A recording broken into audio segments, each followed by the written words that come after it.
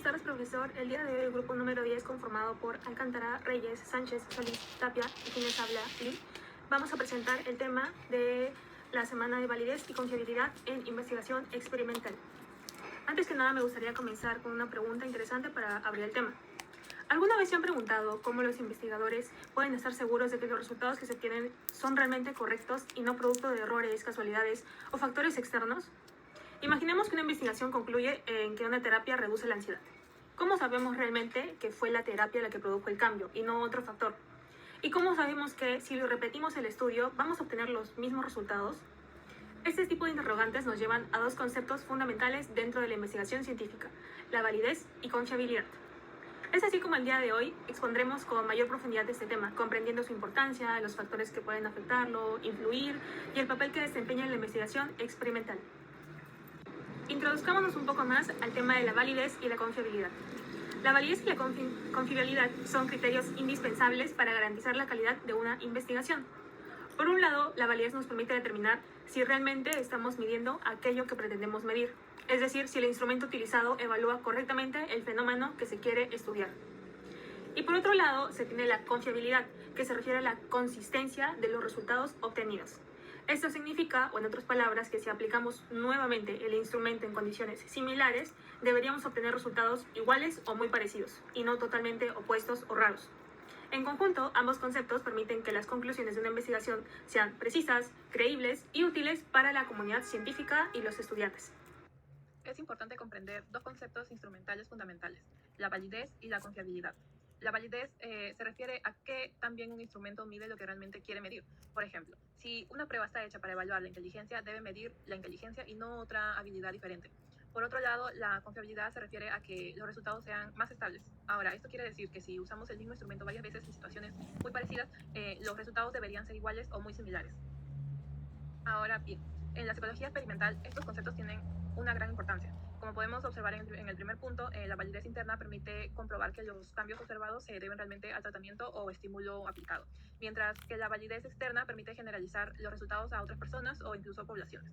En el segundo punto, la validez garantiza que el estudio mida correctamente lo que se propone medir, asegurando así que las conclusiones obtenidas sean precisas y significativas. Finalmente, en el tercer punto, la confiabilidad asegura que las mediciones sean consistentes y estables a lo largo del tiempo, así permitiendo confiar en los resultados obtenidos. Compañeros, el día de hoy estaré hablando acerca de dos conceptos importantes en cuanto a la experimentación. Tenemos iniciando la validez interna y posteriormente a ello continuaré con la validez externa. Bien, para poner en concepto la validez interna implica la certificación y la confianza y seguridad de que un método se ha llevado a cabo, por ejemplo, un tratamiento, alguna solución posible ante una situación que se ha determinado. Dentro de las características que este posee está que, se toma en cuenta la asignación mediante un grupo al azar.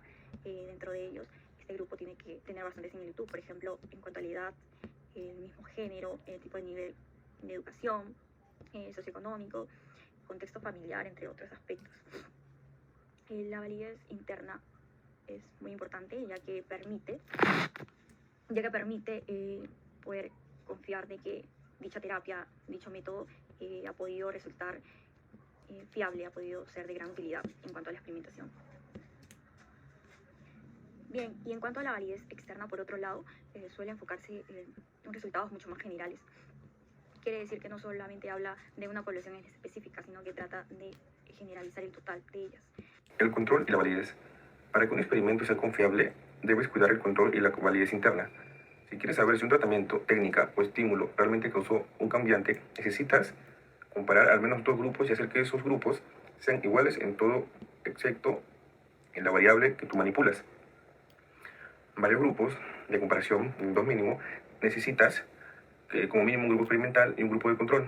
Si solo tienes un grupo que no puedes saber si el cambio fue por intervención o por otra causa, equivalencia de los grupos deben empezar parecidos en sexo, edad, nivel educativo, etc. La única diferencia debe ser la manipulación experimental. No basta con un solo grupo, porque el grupo mejora.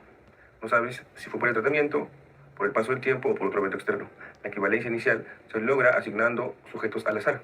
Esto significa repartir a los participantes por sorteo entre los grupos para que queden balanceados desde el inicio. Durante todo el experimento no solo importa cómo empiezan, también deben mantener las mismas condiciones, instrucciones, evaluadores e instrumentos de medición para todos. A continuación, veremos algunas de las principales fuentes que puedan invalidar internamente un experimento. Estas representan factores que dificultan asegurar que los cambios observados fueron realmente causados por esta intervención aplicada y no por otras influencias. Existen diversos factores que pueden invalidar internamente un experimento e impedir que podamos asegurar que los resultados fueron causados por este tratamiento aplicado. Entre estos se encuentra la historia, que son los eventos externos que afectan a los participantes. La maduración, que está relacionada con los cambios naturales por el paso del tiempo. La administración de pruebas, cuando una evaluación influye en las siguientes. La inestabilidad y los instrumentos de medición poco precisos.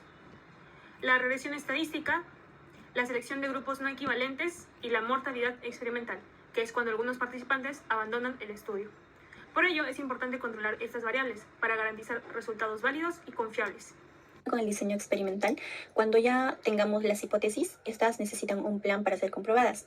A ese plan se le va a llamar diseño de investigación. Este puede ser experimental cuando el investigador pueda manipular para ver los efectos, y no experimental cuando solo puede observar sin poder intervenir.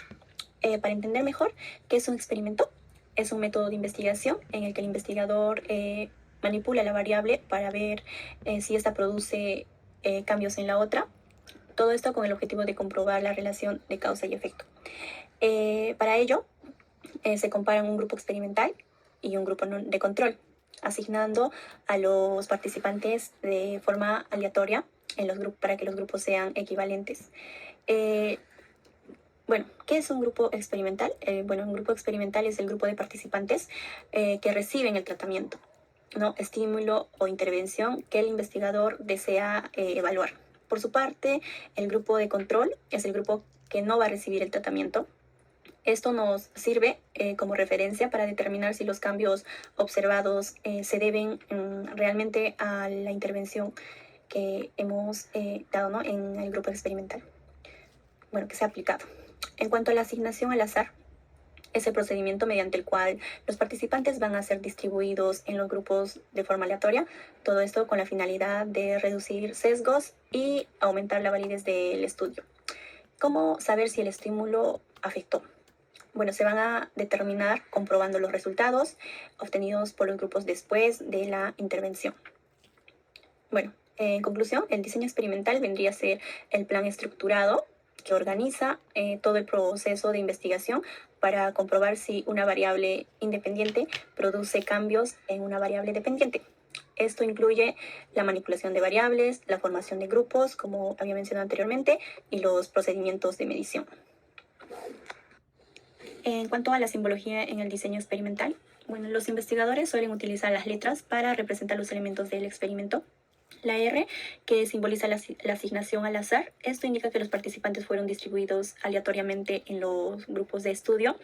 La G, que vendría a ser el grupo de sujetos, ¿no? Este es conjunto de participantes de un grupo de investigación. La X, que simboliza, ¿no?, el tratamiento o intervención experimental. Esto se refiere más que todo al procedimiento que aplica el investigador para evaluar sus efectos. La O, que simboliza observación o medición. Esto representa el momento en que recopilan datos y se evalúa una variable dentro del estudio. Esto puede realizarse antes, durante o después de la intervención. Por último, el guión, que representa la ausencia de tratamiento. Esto indica que no aplica ninguna intervención o estímulo experimental. Un ejemplo, que es la RG1 o XO, esto se interpreta de esta forma, ¿no? La R vendría a ser los participantes asignados al azar, la G1 el grupo 1, la O vendría a ser la primera medición, preprueba, la X aplicación del tratamiento, la O vendría a ser la segunda medición, en este caso la postprueba. Hablaremos también sobre el diseño experimental, no experimental y cuasi experimental. Dentro del diseño experimental, el investigador manipula una variable para observar sus efectos en grupos, lo que permite determinar con mayor seguridad si el tratamiento produjo los cambios observados. Por ejemplo, comparar un grupo que recibe terapia con otro que no la recibe. Luego de ello viene el diseño no experimental. Aquí el investigador no interviene ni modifica variables, solo observa y analiza los fenómenos tal como ocurren en la realidad. Por ello, permite encontrar relaciones entre variables, pero no confirmar una relación de causa y efecto. Y por último está el diseño cuasi experimental, el cual dice que este diseño combina características del experimental y del no experimental.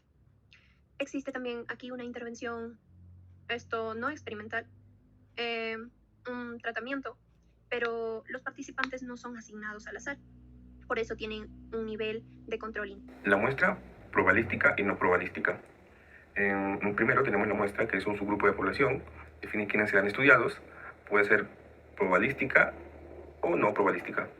En este caso el 2, que es muestra probabilística. Todos tienen igual probabilidad de ser elegidos. Selección al azar permite calcular el error y generalizar resultados, y se determina el tamaño de la muestra. En muestra no probabilística es en sección según criterio del investigador. No todos tienen una igual probabilidad. No permite calcular con precisión el error. Tipos en voluntarios, expertos, casos típicos y cuotas. Ahora, la importancia del tema. La importancia de la validez y la confiabilidad radica en que constituyen la base de toda investigación científica de calidad. Gracias a estos criterios es posible obtener resultados confiables, seleccionar adecuadamente los diseños de investigación y poder garantizar en el estudio que las conclusiones reflejen la realidad estudiada.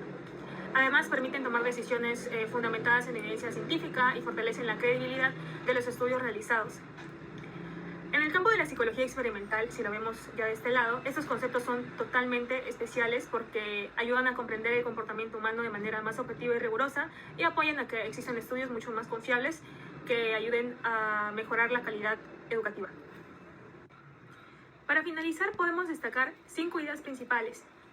Primero, la investigación puede clasificarse en experimental, cuasi experimental y no experimental. Esta definición va a depender del nivel de manipulación y control de las variables que se determinen.